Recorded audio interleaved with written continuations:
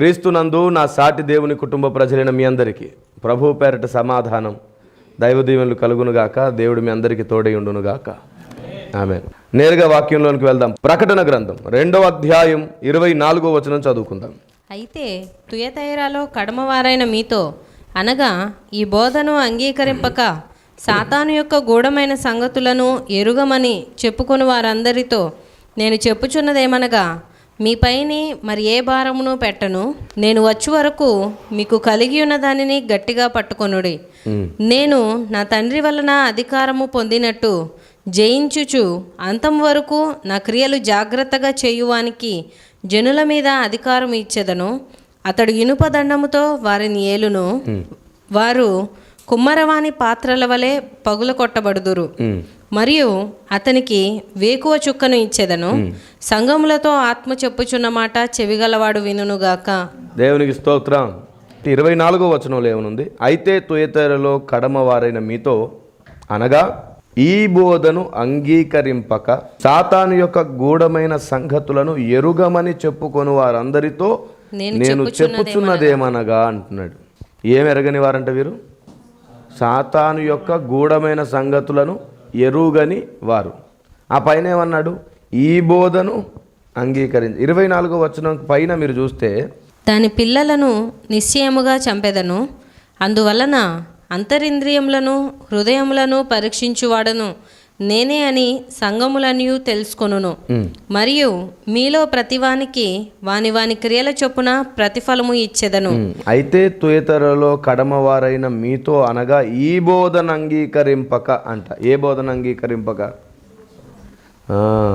సత్యబోధన అంగీకరింపక, దేవుడి హెచ్చరికను అంగీకరింపక, సాతాను యొక్క గూఢమైన సంగతులను మేము ఎరగని వారం, మాకేమి తెలియదు అనే వారితో చెప్తున్నాడంట. ఏం చెప్తున్నాడు? ఈ బోధన అంగీకరింపక సాతాను యొక్క గూఢమైన సంగతులను ఎరుగమని చెప్పుకుని వారందరితో నేను చెప్పుచున్నదేమనగా మీ పైని మరి ఏ భారమును పెట్టను. మీ పైన ఇక ఏ భారము పెట్టను. ఎందుకంటే మీకు ఏదైనా బాధ్యత అప్పగించిన ఇంకా పని చేయడం మీ వల్ల కాదు. మీరు నా బోధ తెలుసుకోలేదు, సాతాను గూఢమైన సంగతులను తెలుసుకోలేదు. అంటే మీరు వాడిని గెలవడం మీకు చేత కాదు. శత్రు వ్యూహాన్ని ఎరగని వాడు శత్రువుతో యుద్ధం చేయడము కేవలం ఖండబలంతోనే సాధ్యమవుతుంది. కానీ ఇప్పుడు నువ్వు ఖండబలంతో యుద్ధం చేయడానికి వాడు నీకంటే బలవంతుడు కాబట్టి నీ మీద ఏ భారం మోపదలుచుకోలేదు. ఇది బుద్ధిబలంతో చేయదగిన యుద్ధం. యుద్ధం ఎప్పుడైనా గుర్తుంచుకోండి, ఖండబలం ఎంత అవసరమో అంతకు మించి బుద్ధిబలం అవసరం. ఆ బుద్ధిబలమే లేకపోతే హిట్లర్ లాగా చరిత్రలో మిగిలిపోతారు. ఏమండి, హిట్లర్ చేసిన పెద్ద తప్పేమిటి? చలికాలంలో యుద్ధం చేయించాడు తన సైన్యంతో. ఆ టైంలో యుద్ధం చేయకూడదు, కానీ గర్వం, ఏలుతాను అనే నియంత స్వభావం. కాబట్టి బుద్ధి లేకపోతే ఎంతటి జ్ఞానం గలవాడైనా, ఎంత ఖండబలం గలవాడైనా, ఎంత సైన్య బలం గలవాడైనా ఖచ్చితంగా కూలిపోతాడు. అందుకే సర్వోన్నతుడైన దేవుడే వీరి మీద నమ్మకం పెట్టుకోలేకపోతున్నాడు. ఇంకా నేను మీ మీద ఏ భారం మోపను. కానీ మీరు కొంత నమ్మకంగా బ్రతికారు కాబట్టి ఇంతవరకు మీరు చేసిన భక్తికి అనుకూలంగా మీరు కలిగిన దాన్ని గట్టిగా పట్టుకోండి. మీరు ఇప్పటివరకు సాతాను వలలో పడలేదు, అటు పోగా వాడి జ్ఞానాన్ని కూడా ఏం నేర్చుకోలేదు. మీరు ఇటు వాడి బోధను నమ్మలేదు, మీరు వాడి గూఢమైన సంగతులను మీరు తెలుసుకోలేదు. జస్ట్ మధ్యలో ఉన్నారు మీరు, అటు ఇటు కాకుండా. నా బోధను కూడా మీరు ఎరగలేదు, సత్యము తెలుసుకోలేదు, అసత్యంలో పడలేదు, నన్ను నమ్ముకున్నారు మీరు. తుయతైరలో కడమటి వారు ఇలాగున్నారు. ఈరోజు పరిస్థితులు కూడా అలాగే ఉన్నాయి. కొందరు ఇటు సత్యము నమ్మరు, అలాగని అసత్యంలోకి వెళ్ళరు. వాళ్ళు అటు ఇటు కాకుండా మధ్యలో ఉంటారు. వారితో దేవుడు ఏమంటున్నాడంటే, మీ మీద నేను ఏ బాధ్యత మోపదలుచుకోలేదు, మీ వల్ల నాకు ఏ యూజ్ లేదు, కానీ నేను వచ్చే వరకు మీరు కలిగి ఉన్నదాన్ని గట్టిగా పట్టుకోండి, నేను మీకు ప్రతిఫలం ఇస్తానంటాడు. ఆ మాట చూడండి, మీ పైన మరి ఏ భారము పెట్టను, నేను వచ్చే వరకు మీకు కలిగి ఉన్నదాన్ని గట్టిగా పట్టుకొని. అంటే అర్థం ఏంటో తెలుసా? చాలా తొందరలో మీరు వాటిని పోగొట్టుకునే ప్రమాదం ఉంది. దాన్ని గట్టిగా పట్టుకోకపోతే ఖచ్చితంగా అది అంటే మీకు కలిగి ఉన్న దాంట్లోనైనా సాధన ఎక్కువ చేయండి. అందుకే అంటాడు, పరిశుద్ధునిగా అపవిత్రునిగా ఉండండి, ఎలాంటి వాడిని అలాగే ఉండనివ్వండి అని అన్నాడు. మనం ఏ స్టేజ్లో ఉన్నామో దాన్ని గట్టిగా పట్టుకోకపోతే ఖచ్చితంగా అది మనల్ని విడిచిపోతుంది, మనం పోగొట్టుకుంటాం. చూడండి, నేను వచ్చే వరకు మీకు కలిగి ఉన్న దానిని గట్టిగా పట్టుకొనుడి, నేను నా తండ్రి వలన అధికారము పొందినట్టు జయించుచు అంతం వరకు నా క్రియలు జాగ్రత్తగా చేయువానికి జనుల మీద అధికారము ఇచ్చెదను. చాలు, అంతం వరకు గట్టిగా పట్టుకుంటే ఏమిస్తాడు అంటే మీకు 2వ అధ్యాయంలోనే 10వ వచనంలో మాట రాయబడింది చూడండి. ఇదిగో మీరు శోధింపబడినట్లు అపవాది మీలో కొందరిని చెరలో వేయింపబోచున్నాడు. అప్పుడు కూడా గట్టిగా పట్టుకోవాలన్నమాట. అంటే శోధనలు వస్తాయి నీకున్న భక్తికి మించి కదా. మీకు ఒక విషయం చెప్పనా, శోధన అనేది నీ స్థాయి ఎంత పెరిగితే అంత వస్తుంది. చాలామంది అనుకుంటుంటారు, నేను ఆఫ్టర్ ఆల్ నా మీదకి ఎందుకు ఇంత శోధన, నా మీదే ఎందుకు ఇంత దాడి, నా మీదే ఎందుకు ఈ వేదన, దేవుడు ఎందుకు నన్ను ఇలాగా నలగొడుతున్నాడు అని అంటారు. అరే, నీ స్థాయి పెరుగుతున్న కొద్దీ నీ మీదకి వచ్చే ఆయుధాల స్థాయి కూడా పెరుగుతుంది ఆటోమేటిక్గా. నువ్వు గమనించాల్సింది ఏమిటంటే, నీ శోధన పెరిగింది అంటే పరలోకంలో నువ్వు అందరికంటే ఎక్కువగా గణపరచబడే రోజు వస్తుందన్నమాట. యోబు భక్తుని ప్రధానంగా తీసుకోవాల్సి వచ్చింది, అంత పెద్ద శోధన యోబు భక్తునికి వచ్చింది. ఈ భూమి మీద నీకు ఎన్ని శోధనలు వస్తే నువ్వు అంత గ్రేట్ అన్నమాట. అంతేగాని నిన్ను దేవుడు విడిచిపెట్టాడు పక్కన పెట్టాడని కాదు. నీ మీదకి వచ్చే ప్రతి ఆయుధం వెనకాల దేవుడు నిన్ను గొప్పగా ఎంచుతున్నాడన్నదే గొప్ప ఉద్దేశం. అది దాన్ని ఎప్పుడు మర్చిపోవద్దు ఏమండి. కాబట్టి ఏమంటున్నాడు అక్కడ, ఇదిగో మీరు శోధింపబడినట్లు అపవాది మీలో కొందరిని చెరలో వేయింపబోచున్నాడు, 10 దినములు శ్రమ కలుగును, మరణం వరకు నమ్మకముగా ఉండుము. అది అంటే అర్థం ఏమిటో తెలుసా? చాలామంది ఈ మధ్యంతలో ఉన్నారు చూసారు, అటు సత్యాన్ని కాకుండా ఇటు అసత్యాన్ని ఇవేవి లేకుండా మధ్యలో ఉన్నారు చూసారు. యేసుప్రభుని నమ్ముకుంటాం బాబయ్య, బతికేస్తాం అలాగా, యేసుప్రభు మాకు రక్షణ ఇస్తే చాలు, యేసుప్రభు మాకు అడిగిందల్లా ఇస్తే చాలు, మా కడుపు నింపితే చాలు, యేసుప్రభు మంచోడండి, యేసుప్రభు తప్ప వేరే దేవుడు లేడండి అని అంటారు. మళ్ళీ ఇవన్నీ నమ్ముతారు, కానీ వారు నమ్మకంగా మరణం వరకు ఉండలేరంట. శ్రమలు కలిగినప్పుడు వారు ఎందుకంటే వాళ్ళకు నమ్మకాన్ని కలగజేయగలిగినటువంటి వాక్యమే వారి హృదయంలో లేదు. ఇటు దేవుని బోధ నమ్మలేదు, అలాగని చెప్పి సాతానుతో పోరాటం చేయడానికి వీళ్ళు సిద్ధంగా లేరు. వీరి మీద దేవుడు ఏ బాధ్యత పెట్టలేదు. కానీ శ్రమ కలిగినప్పుడు వీరు కూలిపోతారు. కారణం ఏంటంటే ఇసుక మీద కట్టబడిన ఇల్లు కాబట్టి. అయినా వాళ్ళతో కూడా అంటున్నారు, మీరు గట్టిగా పట్టుకోండి, అయితే నేను మీకు ప్రతిఫలం ఇస్తాను. అంటే మీ చేతుల్లో ఉంది, నేను మీకు ఏమి ఇవ్వాలనేది. నాకు కూడా మిమ్మల్ని తోసేయాలని లేదు, ఎందుకంటే మీ బుద్ధే అలాంటిది, మీ స్వభావమే అలాంటిది. ఎంత చెప్పినా మీ అలాగే బ్రతుకుతున్నారు కాబట్టి కనీసం పట్టుకొని ఉండండి. మీకు కలిగి ఉన్న దాన్నైనా గట్టిగా పట్టుకోండి, ఎంత కలిగి ఉన్నారో అంతే గట్టిగా పట్టుకోండి, దానికి నేను ప్రతిఫలం ఇస్తానన్నాడు. ఎంత న్యాయం గల దేవుడు. త్రోసేయను నిన్ను, నువ్వు ఎట్లాగో నేను అనుకున్న స్థాయిలో నిలబడలేదు కాబట్టి కనీసం నువ్వు చేతిలో పట్టుకున్నదైనా గట్టిగా పట్టుకో అన్నాడు. అప్పటి వరకు సంఘానికి దేవుడు ఇచ్చే ఆ హెచ్చరికలు, ఉన్నతమైన స్థాయి విలువలు ఇదిగో ఇక్కడ వీళ్ళు పోగొట్టుకున్నారు. అందుకే ఒక మాట అంటాడు చూడండి, మరణం వరకు నమ్మకముగా ఉండుము, నేను నీకు జీవ కిరీటం. సత్యాన్ని పట్టుకొని వారు, ఈ లోకానుసారంగా మాత్రమే బ్రతుకుతున్నవారు దౌర్భాగ్యులు. వారు ఖచ్చితంగా చివరి వరకు బ్రతికేవారు చాలా తక్కువ మంది. మరణాపాయ పరిస్థితి వచ్చినప్పుడు ఏసైని విడిచిపెట్టేస్తారు వీళ్ళు. ఎందుకంటే వీళ్ళు దేనికోసం బ్రతుకుతున్నారు? వాళ్ళు అడుగుతున్న వాటిని పొందుట కొరకు మాత్రమే బ్రతుకుతున్నారు. ఈ లోకం మట్టుకే వాళ్ళు క్రీస్తునందు నిరీక్షణ గలవారు, అందుకు వారు మనుషులందరికంటే దౌర్భాగ్యులు అని రాయబడింది. ఇక్కడ రాయబడ్డటువంటి ఇంకో విషయం చెప్తున్నాను చూడండి ఒకసారి. నేను నా తండ్రి వలన అధికారము పొందినట్లు జయించుచు అంతము వరకు నా క్రియలు జాగ్రత్తగా చెయ్యువానికి అంట. 26వ వచనానికి వచ్చేసరికి పరిస్థితి మారిపోయింది. ఇంకో గొప్ప కేటగిరీలో ఉన్న వాళ్ళతో మాట్లాడుతున్నాడు. నేను నా తండ్రి వలన అధికారం పొందినట్లు అంట. క్రీస్తు ఈ భూమి మీద ఉన్నప్పుడు తండ్రి వలన అధికారం పొంది వేటిని జయించెనో అలాగే మనము కూడా తండ్రి వలన అధికారం పొందినట్లే వాటన్నిటిని జయించాలంట. ఎలా జయిస్తాం ఏమండి? క్రియల ప్రస్తావన కూడా చేస్తాడు చూడండి అక్కడ. అంతం వరకు నా క్రియలు జాగ్రత్తగా చెయ్యువానికి అన్నాడు. మొదటిది ఏమిటంట? తండ్రి వలన అధికారం పొంది నేను జయించినట్లు మీరు జయించాలి. రెండోది ఏంటి?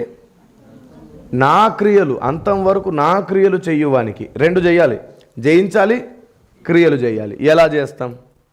చాలా సింపుల్. దేవుడు మన పైన భారం ఏం మోపల. ఆయన చెప్పింది చెప్పినట్టు చేసుకుంటూ పోతే అన్నీ సింపులే. కాకపోతే ఆయన చెప్పింది చేయాల్సి వచ్చినప్పుడు మన ఇష్టాన్ని చంపుకోవాల్సి వస్తుంది. అదే చాలా కష్టం మనకి. నేను మీకు చెప్పనా, శత్రువునైనటువంటి సాతాన్ని గెలవడమైనా ఈజీ ఏమో కానీ నీ సొంత ఇష్టాన్ని చంపుకోవడం మాత్రం కష్టం.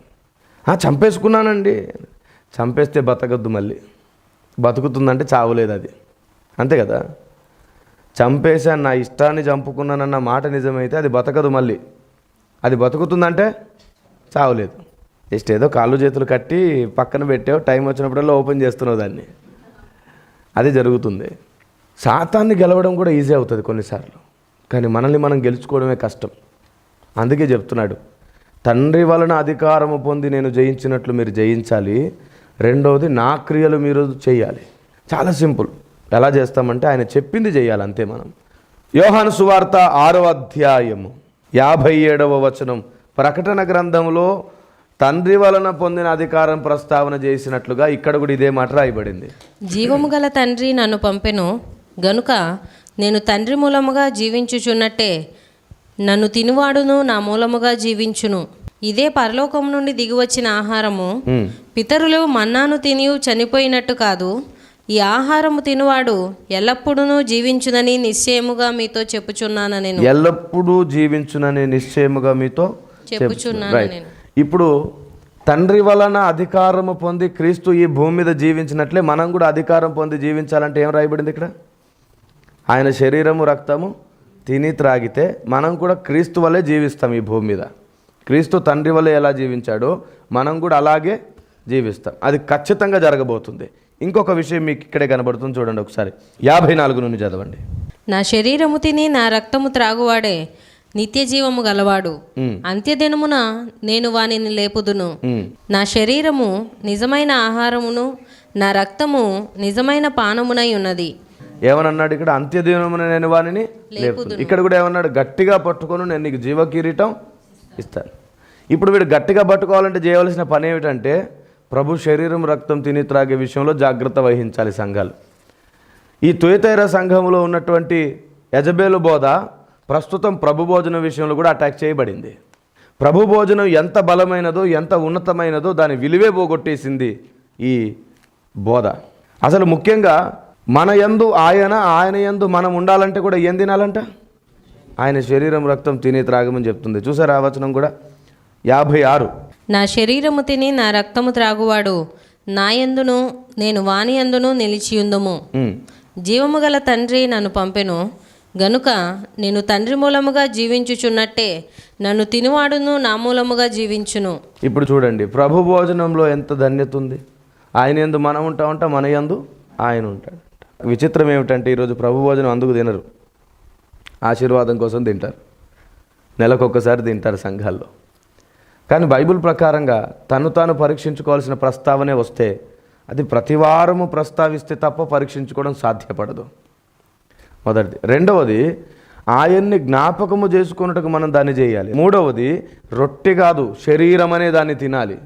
శరీరం లాంటిది అంటారు ఇలాగ ఎత్తుకొని, ఇది ఆయన శరీరమునకు సాదృశ్యము రక్తమునకు సాదృశ్యం అంటారు. బైబిల్లో అసలు ఆ మాటే లేదు. శరీరమునకు సాదృశ్యం రక్తమునకు సాదృశ్యం అనే పదాలే లేవు. కానీ వాటినే వాడుకొని శరీరమునకు సాదృశ్యం అనేది ఏదైతే ఉందో తుయతైర సంఘంలో సాతాను జరిగిస్తున్న బోధ ఈరోజు చలామణి అవుతుంది. ఇదిగో వీరు అటు సత్యము పట్టుకోవట్లేదు, ఇటు యజబేలు బోధలో ఉండట్లేదు, మధ్యలో అటు ఇటు కాకుండా ఉండిపోతున్నారు. వీళ్ళ మీద దేవుడు ఈ చివరి దినాల్లో ఏ భారం మోపట్లేదు. మీరు నీతి క్రియలు చేశారు కదా, నమ్మకమైన పనులు చేశారు కదా, ఆ కలిగి ఉన్న దాన్ని గట్టిగా పట్టుకోండి, మీకు జీవ కిరీటం వచ్చేస్తుంది. బతుకుతారు, పరలోకంలో మూలనైన ఉంటారు. ఇటు సత్యబోధ మీద మనసు లేదు, ఇటు అసత్య బోధల్ని పారదోలాలనే ఉద్దేశము లేదు.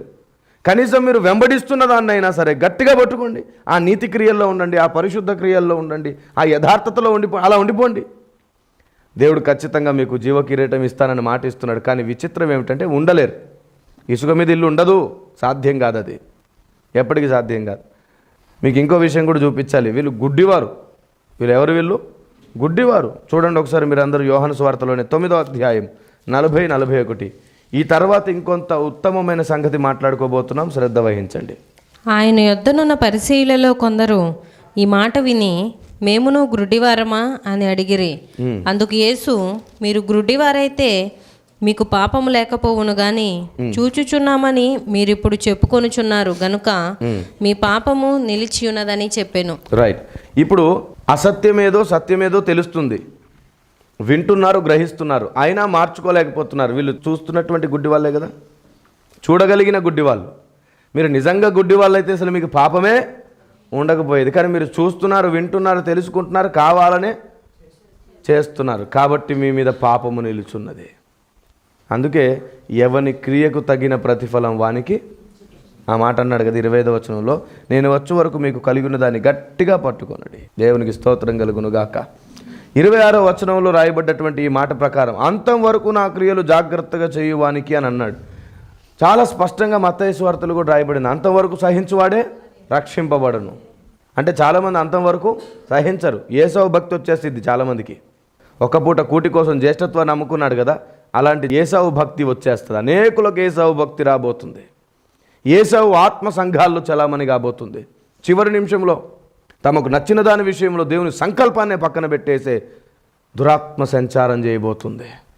నేను మరలా రిపీట్ చేస్తాను, శ్రద్ధ వహించండి. తమకు నచ్చినది తమ శరీరానికి, తన కుటుంబానికి, తనకు కావలసిన దాన్ని సమకూర్చుకునే విషయంలో, తన మనసుకు నచ్చింది చేసుకునే విషయంలో దేవుని సంకల్పాన్నే పక్కన పెట్టే ఏసావు ఆత్మ చలామణిలోనికి రాబోతుంది సంఘంలో. జాగ్రత్త. అదిగాని వచ్చిందంటే ఎంతటి సంకల్పంలో ఉన్నవారైనా సరే వెళ్ళిపోతారు, పరలోకం నుంచి త్రోసివేయబడతారు. మీకు గుర్తుందా, మోషే భక్తుడు దేవుడు కోరి ఏరి ఎన్నుకొని, ఆయన ఎన్ని సాకులు చెప్పినా లేదు లేదు నాకు నువ్వే కావాలని తీసుకొని దేవుడు చెప్పిన పని చేద్దామని ప్రయాణం చేస్తుంటే ఏమన్నాడు, మధ్యలోనే సత్రంలో కలుసుకొని కదా వీగ పట్టేసుకున్నాడు. చంపజూచెను అంట. దేవుడు మోషేని ఎందుకు చంపాలనుకున్నాడు? బాబు నువ్వు తప్ప ఇంకెవరు ఈ పని చేయలేరని నేను ఎన్నుకున్నాను, నీ మీద నమ్మకం పెట్టుకొని ఎన్నుకున్నాను, నువ్వు నా పని చేయగలవని, నువ్వు పుట్టక ముందు నుంచి నేను కోరిక కలిగి ఉన్నాను, నిన్ను కావాలని పుట్టించుకున్నాను, నీ మనసులో పని చేశాను. చిన్నతనంలో నువ్వు నీళ్ళలో వెళ్తుంటే కరెక్ట్గా ఎక్కడికి చేర్చాలో నేను అక్కడికి చేర్చాను. అన్నీ ఇంత దగ్గరగా నేను నిన్ను కాపాడుకున్నది నీ కోసం బతకడానికా, నీ భార్య కోసం బతకడానికా? చూడండి, భార్య వల్ల ఏమైపోయింది? ఎప్పుడు ఇంతే. బైబిల్ ప్రకారంగా మనిషి శరీరాన్ని బలహీనపరుస్తుంది, ఆత్మ బలహీనపరచదు. అందుకే ఏది మంచిది, రక్త సంబంధమా ఆత్మ సంబంధమా? బైబిల్ కూడా చెప్తుంది, వివాహమైన వాడు భార్యను ఎలాగూ సంతోషపెట్టాలనుకుంటాడు కానీ దేవుణ్ణి ఎలాగూ సంతోషపెట్టాలనుకోడు. అట్లాగా కొన్నిసార్లు అన్నదమ్ములు, కొన్నిసార్లు బంధువులు, కొన్నిసార్లు వ్యాపారం, ఏదో ఒకటి లాగుతుంది ఈ శరీరాన్ని, ఏదో ఒకటి లాగుతుంది.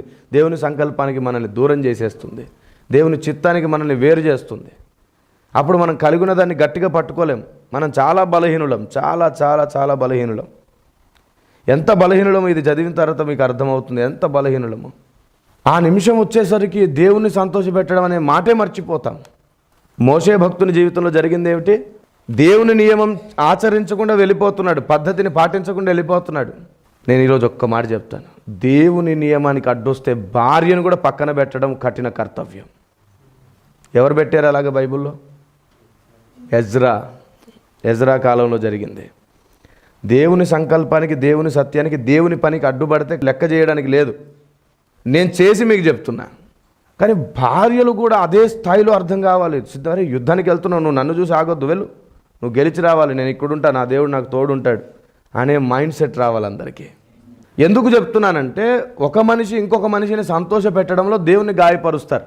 కాబట్టి ఎదుగుతున్న మనం దేవుని నిర్ణయానికి, సంకల్పానికి, దేవుని చిత్తానికి మన మైండ్ని అటాచ్ చేసామా లేదా చూసుకుంటే మనం ఖచ్చితంగా చెప్తున్నా డిటాచ్ అయ్యే చాయిసే లేదు. Praise the lord. అసలు దేవుడు మనల్ని విడిచిపెట్ట, గట్టిగా పట్టుకోమన్నాడు. ఇంకప్పుడు మనల్ని నేనే నిన్ను పట్టుకున్నాను, ధైర్యంగా ఉండంటాడు. గట్టిగా పట్టుకోమని ఎవరిని అంటున్నాడు తెలుసా? ఈయన విడిచిపెట్టేశాడు. పాయింట్ అర్థమైంది ఇప్పుడు? ఈయన విడిచిపెట్టి నువ్వే జాగ్రత్తగా ఉండంటున్నాడు. మీరు ఎప్పుడైనా గమనించండి, ఎవరైనా మీ మీద బాధ్యత వహించే వాళ్ళు మీ ఇష్టం అని అన్నారంటే చాలా ప్రమాదం. అది మీకు నచ్చినట్టు ఉండండి అన్నారంటే ప్రమాదం. నీ ఇష్టం ఏంటి, నీకు నచ్చినట్టు ఉండడం ఏంటి, నేను నీకు దగ్గరుండి ప్రతిదీ నేను చేస్తాను, అడుగు అడుగు నేను ఉంటాను అన్నారనుకో, నువ్వు ధన్యురాలివి, ధన్యుడవు. అలా కాకుండా అమ్మ నాన్న ఎవరైనా సరే విసిగిపోయి సరే అమ్మ నీకు నచ్చినట్టు చేసుకో అన్నారంటే కొంచెం అలర్ట్ అవ్వాలి మనం. దేవుడు చాలా స్పష్టంగా చెప్తున్నాడు, నీకు నచ్చినట్టు చేసుకోనగానే స్వేచ్ఛ దొరికింది అనుకుంటారు. అస్సలు ఎప్పుడు కూడా మనం అనుకున్నది జరగదు. స్వేచ్ఛ కేవలం నీ సంతోషపు చిరునవ్వు కొంతకాలమే, జీవితకాలపు పోగొట్టుకోవాల్సింది మాత్రం విస్తారం అయిపోతుంది. ఏమండి, భక్తులు ఎవరు కూడా అయ్యా నన్ను విడిచేయి స్వేచ్ఛగా విడిచేయనలా, నీ చేతుల్లో పెట్టుకో, నీ అధికారంలో పెట్టుకో, నీ ఆలోచనలో పెట్టుకో, నీ చిత్త ప్రకారముగా నన్ను నడిపించు, నా ఆలోచనలు కూడా నీకు నచ్చినట్టే వచ్చేటట్లు చెయ్యి అని అడిగారు. అది రావాల్సింది మనకి. ఎందుకో తెలుసా, ఎప్పుడైతే మనం అలాంటి ప్రార్థన చేస్తామో ఇటు మన ఇష్టాలు నెరవేరుస్తాడు, ఆయన ఇష్టాలు కూడా నెరవేర్చుకుంటాడు. కాబట్టి గట్టిగా పట్టుకొనుడి అన్నాడంటే అది ప్రమాదమే. ఇక ఇదంతా చేయలేదు కనీసం అదైనా పట్టుకోరా బాబు అంటున్నాడు అనమాట. ఈయన పట్టుకోమన్నాడంటే అర్థం ఏంటి, ఆయన పట్టుకోవట్లా. అందుకే నేను ఎప్పుడు అంటాను, ప్రభువా విడిచిపెట్టవద్దు, శిక్షించైనా సంరక్షించు. నా ఇష్టం ఏంటి, నా ఇష్టం నాకు కొంతవరకు సంతోషాన్ని ఇస్తుంది, కానీ ఎప్పటికైనా నీతో సాగాలి కాబట్టి నీ ఇష్టమే నా ఇష్టం. జీవితకాలం ఆయనతో సాగాల్సి వచ్చినప్పుడు, ఆయనే జీవితమైనప్పుడు ఆయన ఇష్టమేదో మన జీవితంలో జరిగితే సంతోషాలు ఉంటాయి, కానీ మన ఇష్టం జరిగితే ఆయన ఎక్కడ సంతోషంగా ఉంటాడు. అందుకని నేనేం పట్టుకోను ప్రభు, నన్ను నువ్వే పట్టుకో. మెట్టలు తత్తరిల్లిన పర్వతములు తొలగిపోయినను ఆయన కృప.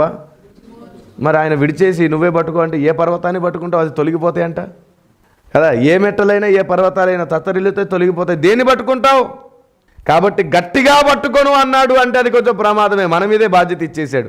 ప్రభువా కనికరించు, మేము మా చేతులతో మేమేం పట్టుకోలేం, మమ్మల్నే మీరు పట్టుకోండి ప్రభువా అని అప్పగించేసుకోవాలి. Praise the lord. ఇప్పుడు ఒక మర్మం చెప్తాను చూడండి, ఏముంది అక్కడ. నేను నా తండ్రి వలన అధికారము పొందినట్టు జయించుచు అంతం వరకు నా క్రియలు జాగ్రత్తగా చేయువానికి జనముల మీద అధికారం ఇచ్చెదను, అతడు ఇనుప దండముతో వారిని ఏలును. ఏమిటంటే అండి, ఒకవేళ మనం ఆయనకు నచ్చినట్లే ఉండి ఆయన అధికారము తీసుకొని తండ్రి చిత్తమే చేయడానికి మన మనసును పూర్తిగా అర్పించుకొని తర్వాత ఏమంటాడు, ఇంకా ఆయన క్రియలే చేస్తూ జాగ్రత్తగా ఉంటేనంట అలాంటి వ్యక్తులకు దేవుడు ఇనుపదండం ఇస్తాడంట. ఇనుపదండం అనే ప్రస్తావన దగ్గరకు వస్తే ఈ భూమి మీద క్రీస్తుకి ఇవ్వబడినటువంటి గొప్ప సాధకం అది. ఆయనే ఇనుపదండముగా పనిచేశాడు కదా. మనం దానియేలు గ్రంథము ప్రతిమను చూసినప్పుడు దాంట్లో చూసాం కదా, మొత్తం తుత్తునియలు చేసేస్తారు. కాబట్టి గుర్తుంచుకోండి, ఇనుపదండం అంటే చాలా బలమైనది. జనుల మీద అంతటి అధికారం, అంతటి సామర్థ్యత. భూమి మీద దేవుడు యోసేపుకు కూడా అలాంటి సామర్థ్యత ఇచ్చాడు కదా, అందరినీ రూల్ చేయగలిగిన సామర్థ్యత. కాబట్టి తండ్రి చిత్తం చేసి తండ్రి ఇష్టమే చేస్తాను, నా బ్రతికే తండ్రి ఇష్టం అని అనుకుని ఆయన క్రియల మీద మనసు పెడితే మీరు అధికారులు అవుతారు, జనుల మీద నాయకులు అవుతారంట, అనేకులకు మాదిరి అవుతారు. అప్పుడు అరే మీ ఇష్టం, ఒక టైం వచ్చేస్తుంది, మీరు ఏది చేసినా కరెక్టే చేస్తారు. అప్పుడు ఓ టైం వస్తుంది, మీ ప్రతి నిర్ణయం కరెక్ట్ అవుద్ది. ఓ టైం వస్తుంది, మీరు కూర్చున్నా లేచినా నవ్వినా కోపపడ్డా మీరు ఏం చేసినా తప్పవదు. ఏం చేసినా ఈ ప్రణాళిక కోసం చేస్తారు, అప్పుడు ఏం చేసినా సంకల్పం కోసం చేస్తారు. అలాంటి రోజు ఒకటి రావాలంటే నీ మనసు అంతే స్థాయిలో చెక్కబడాలి. ఈలోపు నువ్వు సాధ్యపడదు, నీ ఇష్టం చేసుకుంటే కుదరదు. అక్కడే క్లాష్ వస్తుంది, అక్కడే గొడవలు వస్తాయి, అక్కడే విభేదాలు వస్తాయి. నీ న్యాయం నీకుంటుంది, దేవుని న్యాయం దేవునికి ఉంటుంది, ఏది సెట్ అవ్వదు, పొంతన కుదరదు. దేవుని న్యాయం అన్యాయం అనిపిస్తుంది. అలాంటి ప్రమాదం జరుగుతుంది. చూడండి ఒకసారి ఆ కింద ఇంకా అధికారం మాత్రమే కాదంట, వారికి ఇంకొకటి ఇస్తాడంట. 28 మరియు అతనికి వేకువ చుక్కని ఇచ్చేదను, సంఘములతో ఆత్మ చెప్పుచున్న మాట చెవిగలవాడు వినుగాక. 2 నిమిషాల్లో నేను ఈ విషయం చెప్తాను. ఆల్రెడీ సంగతులు చెప్పేసి నేను ఏమండి క్రిస్మస్ తారా మర్మం అనే మెసేజ్లో నేను చెప్పాను. వీక్షకులు కూడా దాన్ని తెప్పించుకునే ప్రయత్నం చేయండి. కుదిరితే యూట్యూబ్లో కూడా దాదాపుగా 300-400 సందేశాలు ఉన్నాయి, చూసే ప్రయత్నం చేయండి. చాలా స్పష్టంగా 28వ వచనం ప్రకారం వేకువ చుక్కను అతనికి ఇచ్చేదును అన్నది ఎంత ఘనతో తెలుసా, ఎంత ఉన్నతమో తెలుసా. వేకువ చుక్కల్ని మనం ఎక్కడ చూస్తాం చూడండి ఒకసారి మీరందరూ. యెషయా గ్రంథము 14వ అధ్యాయము 12వ వచనం నుంచి చదువుకుందాం. తేజో నక్షత్రమా వేకువ చుక్క, నీవెట్లా ఆకాశము నుండి పడితివి, జనములను పడగొట్టిన నీవు నేలమట్టు వరకు ఎట్లు నరకబడితివి. నేను ఆకాశమునకు ఎక్కిపోయేదను, దేవుని నక్షత్రములకు పైగా నా సింహాసనమును హెచ్చింతును, ఉత్తర దిక్కునున్న సభాపర్వతము మీద కూర్చుందును, మేఘమండలము మీదకి ఎక్కుదును, మహోన్నతునితో నన్ను సమానునిగా చేసుకొందును అని నీవు మనసులో అనుకొంటివి కదా. చాలు, దేవునికి స్తోత్రం కలుగును గాక.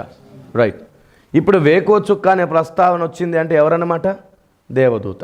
ఇప్పుడు వేకో చుక్కను నేను అతనికి ఇచ్చేదను అంటే అర్థం ఏమిటి? వేకో చుక్క అనే ప్రస్తావన ఎందుకు వచ్చింది? చాలాసార్లు సూర్యుని కంటే ముందు ఒక చుక్క ఉదయిస్తుంది. పాతకాలంలో కూడా ఏమంటే సూర్యుడు రాకముందే జనులు లేచి ఆ చుక్కను చూసి సూర్యుడు రాబోతున్నాడు అని అనుకునేవారు. అంచనా. సూర్యుని కంటే ముందే ఓ చుక్క, వేకువ కాబోతుందని చెప్పే ఓ చుక్క వస్తుంది. ప్రతి ప్రపంచములో జరిగే ఓ అద్భుతమైనటువంటి మర్మం చెప్తున్నాను వినండి. సూర్యుడైనటువంటి నీతి సూర్యుడైనటువంటి దేవుడు రథము పైన ఎక్కి ఆయా ప్రపంచాలలోనికి వెళ్ళే కంటే ముందు ఈయన వస్తున్నాడు అని చెప్పడానికి ముందు ఒక దూత వెళ్తుంది. ఆ దూత వస్తే ఖచ్చితంగా నీతి సూర్యుడు వచ్చేస్తున్నాడు మన ప్రపంచానికని దేవదూతల ప్రపంచాల్లో ప్రసిద్ధి.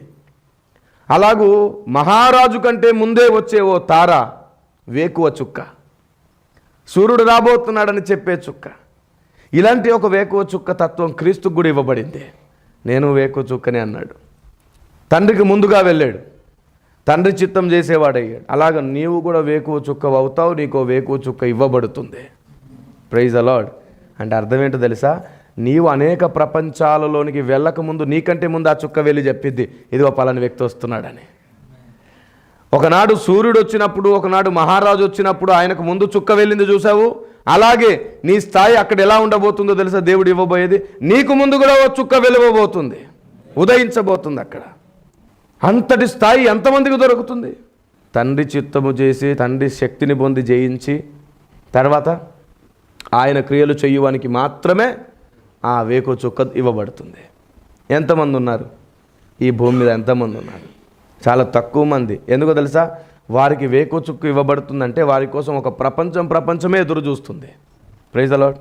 నేను ఒక ప్రపంచానికి వెళ్ళాలనుకున్నా, నాకంటే ముందు నాకు ఇవ్వబడ్డ చుక్క వెళ్తుంది.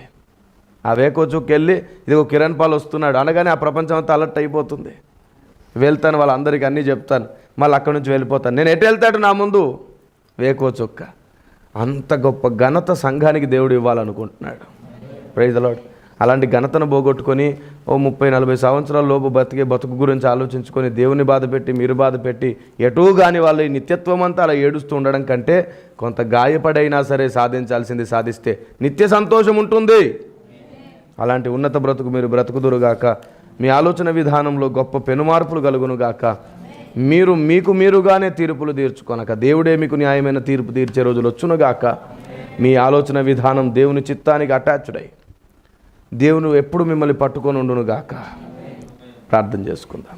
మహాపరిశుద్ధుడైన మా పరమ తండ్రి, మా దేవానికి వందనాలు. ఈరోజు తుయతెరా సంఘము వలన వ్యక్తిగత హెచ్చరిక, సంఘ హెచ్చరిక, ప్రణాళిక హెచ్చరిక, ఆలోచనాత్మక హెచ్చరిక, ఇలా అన్ని రకాలుగా నీ హెచ్చరిక వచ్చింది. ప్రభువా నీ కృతజ్ఞతలు అయ్యా. మీరు మాకు వేకువ చుక్కనివ్వాలనుకుంటున్నారు. సంఘముతో ఆత్మ చెప్పుచున్న ఈ మాటలు చెవగలవారు విందురుగాక. ప్రభువా కనికరించండి. మేము మా ఇష్టాన్ని ఎలా గెలవాలి, మా సొంత ఆలోచనలు ఎలా గెలవాలి, ఇంకొకరి మీద ఆధారపడుతున్నప్పుడు వారి ఇష్టం చేయాలనే మనసు ఎక్కువగా ఉన్నప్పుడు మేము ఎలా నిన్ను సంతోషపెట్టగలుగుతాం? ప్రభువా మా చుట్టూ అనేకుల మీద మేము ఆధారపడిపోయి వాళ్ళ ఇష్టాలు కూడా నెరవేర్చాలి, అందరి ఇష్టాలు నెరవేర్చాలి, అందరికీ న్యాయం చేయాలనే తపన మాలో ఉన్నప్పుడు నీకు ఎలా మేము న్యాయం చేయగలుగుతాం? దేవా, మేము ఒకరినొకరు నీకు అర్పించుకొని అందరూ నీకే న్యాయం చేయాలనుకున్న రోజు మేము ఒకరినొకరు సంతృప్తి పరుచుకొని సంతోషపెట్టువారం కాక అందరం కలిసి నిన్నే సంతోషపెట్టువారం అయితే మేము మా మధ్యలో నిన్ను అనుభవిస్తాం కదా తండ్రి. మమ్మల్ని మేము నీ చేతికి అప్పగిస్తున్నాం. మాకు ఆలోచన ఇవ్వండి, నడిపించి మహిమ పొందమని సంఘాలకు, సేవకులకు, ప్రభువా డినామినేషన్లకు వెలుగు ఉదయించుగాక. యేసు నామములో ప్రార్థన చేస్తున్నాను తండ్రి. ఆమెన్.